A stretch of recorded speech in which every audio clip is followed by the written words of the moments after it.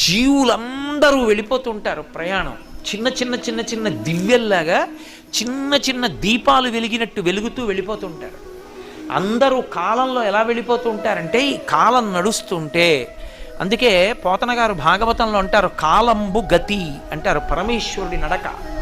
అందులో వెళ్ళిపోతూ ఈ జీవులన్నీ దీపాలు, కొన్ని కోట్ల దీపాలు వెళ్ళినట్టు వెళ్ళిపోతుంటారు. ఇవన్నీ ఎటు పెడతాయంటే అన్నీ దక్షిణానికి వెళ్ళిపోతాయి, అన్నీ దక్షిణ దిక్కుకు ఎడతాయి. ఎందుకు ఎడతాయంటే పాపపుణ్యాలు చేసి అక్కడికి వెళ్ళి భూమిలో కలిసిపోయి మళ్ళీ ఎక్కడో దీపం కింద పుడతాడు, పుట్టి కొంతకాలం ఉండి మళ్ళీ అలా దక్షిణ దిక్కుకు వెళ్ళిపోతాడు, శ్మశానంలోకి వెళ్ళిపోతుంటుంది శరీరం.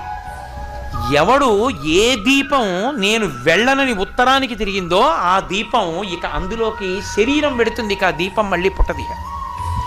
అలా తిరగాలంటే ఉత్తరానికి ఎవరి ముందు కూర్చుంటే తిరుగుతుందో తెలుసా? ఒక్క దక్షిణామూర్తి ముందే.